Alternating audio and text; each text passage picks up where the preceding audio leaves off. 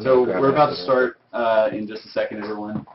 Sorry, this is actually the first live stream that we've done as a company, so a little rough around the edges maybe, and we're still getting beverages and caffeine and so on. But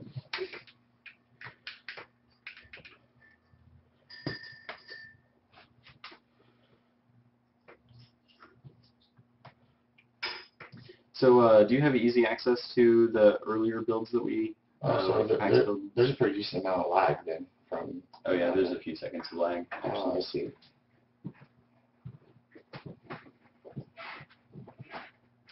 Yeah, I think it's like 1 to 2 seconds of lag, something like that. Yeah, it's closer to 2 or more on here.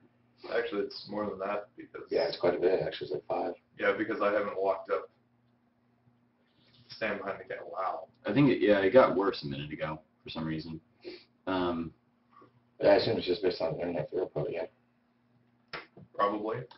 We do have it actually plugged in Ethernet, right? Yeah, yeah. Okay. Yeah, someone was just asking if the game supports the Xbox controller, and yes, we are running it off of the 360 controller right now.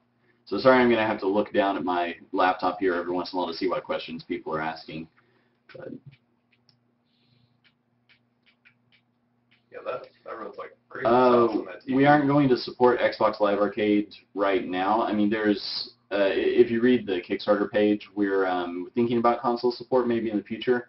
It's one of our stretch goals, but we don't have anything to announce right now. I mean, that's very much like, you know, if the game is super successful or if we need a stretch goal, we'll consider Xbox Live, or some people have asked about Vita or 3DS. Like, that's all kind of up in the air right now. And yes, you can use keyboards. We may even have a keyboard and mouse variant, but yeah, you can use arrow keys or WASD if you prefer, instead of the Xbox controller. Yeah, that's going to be remappable anyway. Oh yeah, yeah, and we're going to allow you to remap pretty much whatever you want. So if you, I mean, I'm hoping even if you want to use like arrow keys and the, I don't know, face buttons on the Xbox controller, we'd be able to support something like that. Actually, we can do that right now. I wouldn't recommend it if you can. Well, let me back up a sec. I think I missed a few questions. Oh yeah, the character idle cycle. The animations aren't totally done. We may, we're actually going to revamp our animation system to use Spine, which is a piece of software that actually was on Kickstarter just recently. Their campaign just succeeded.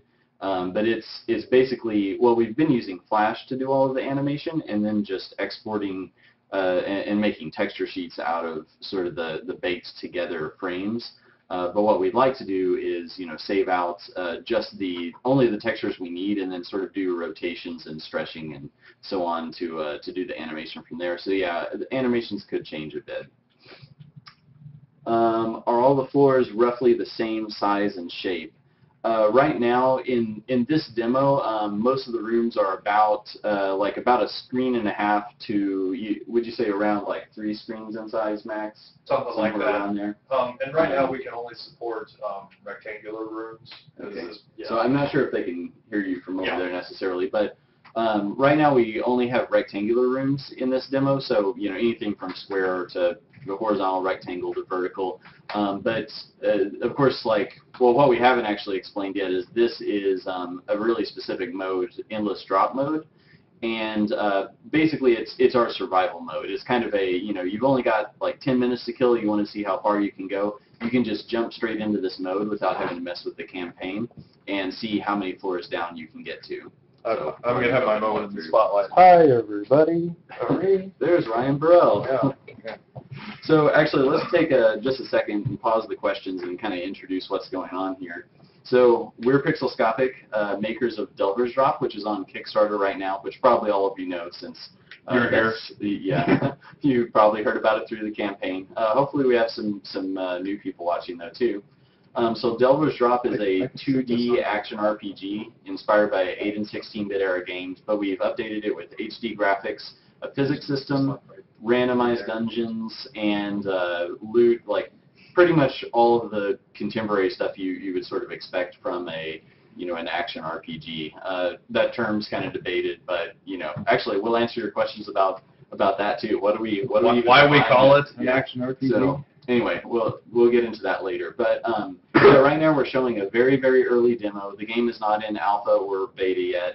We're calling this pre-alpha, super early. But this is a slightly improved build from what we've shown in the trailers so far.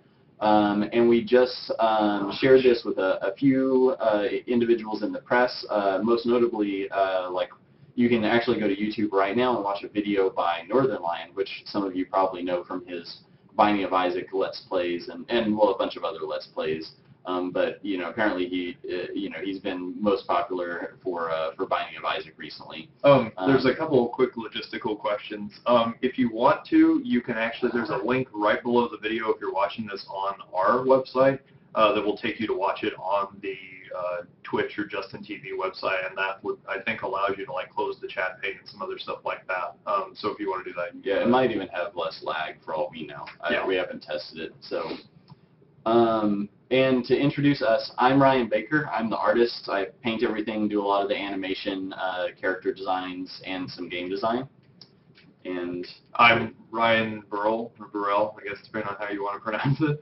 We have two Ryans. Yeah, there are two Ryans. And I do the UI and the level design and scripting and all that sort of stuff. And then I am Kobe. I program. Kobe does everything else.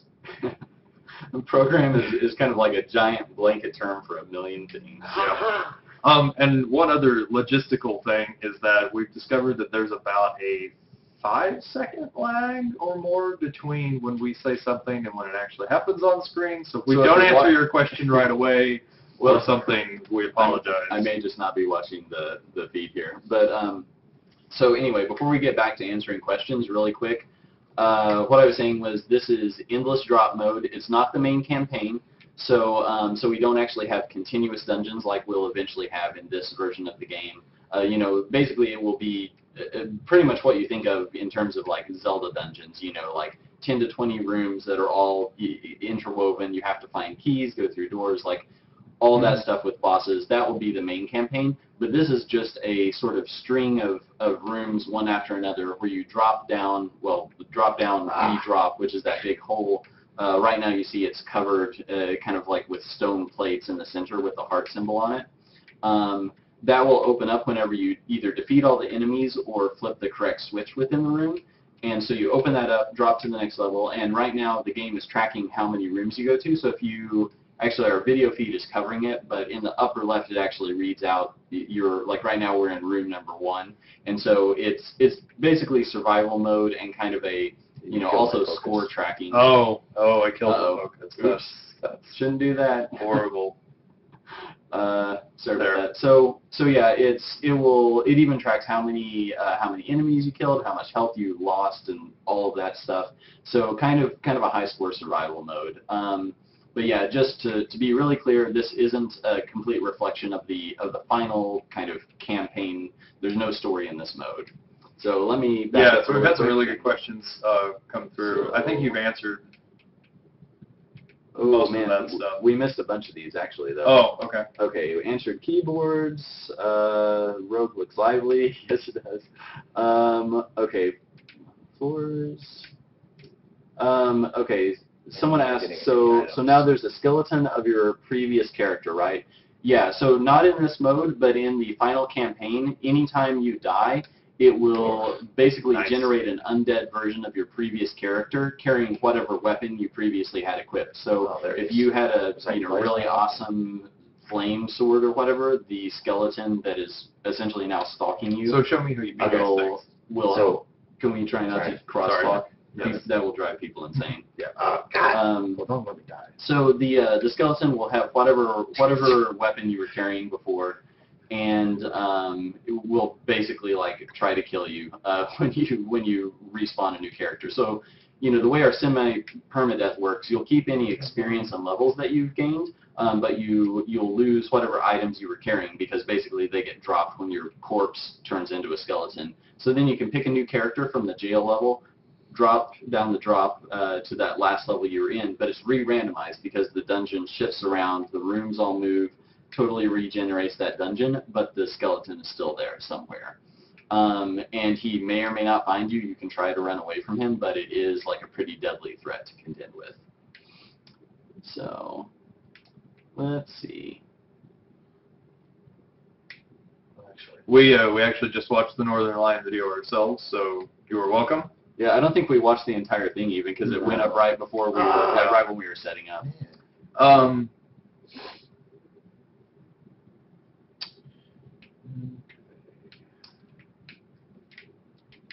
Someone asked if we could show some secrets. I'm not sure if we have too many secrets to show at the moment. We could show you how to kill the ghosts because Kobe just added some crazy new ghost AI. So you guys were talking about that just a second ago. So you wanna? Yeah. So what is this? Because apparently they can be killed, and I have not found how. All right. So basically, the basic idea is they have like, well, if you're not close to them, they just kind of do their own thing. They might hang around. They might phase out and move to a different area of the room. They don't really care. But effectively,